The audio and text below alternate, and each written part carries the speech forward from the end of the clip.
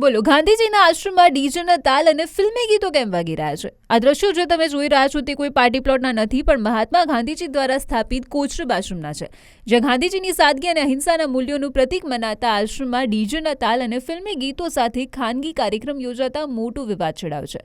આશ્રમની ગરિમાને ઠેસ પહોંચી હોવાના આક્ષેપો સાથે આ વિડીયો હાલ વાયુ વેગે વાયરલ થઈ રહ્યો છે. જોકે આ વિવાદ મામલે ગુજરાત વિદ્યાપીઠના કુલપતિ હર્ષદ પટેલે કહ્યું છે કે આ કોઈ કોમર્શિયલ ઇવેન્ટ નથી, પરંતુ આશ્રમના જ એક જૂના સેવકના દીકરાના લગ્નનો પ્રસંગ હતો. તેમણે જણાવ્યું કે કોચરબ આશ્રમના ઇવેન્ટ સેન્ટરમાં વિધિ કરવામાં આવી છે અને વર્ષોથી આ પરંપરા રહી છે કે આશ્રમના સેવકોના પારિવારિક પ્રસંગો અહીં જ યોજાય છે. તેમણે એ પણ કહ્યું કે ભૂતકાળમાં ગાંધીજીના ભાણેજના લગ્ન પણ કોચરબ આશ્રમમાં જ થયા હતા. આશ્રમની કોઈ કમર્શિયલ એક્ટિવિટી ભાડે આપવામાં નથી આવી, માત્ર સેવકના દીકરાના લગ્ન હોવાથી માનવતાના ધોરણે અને પરંપરા મુજબ મંજૂરી અપાઈ છે.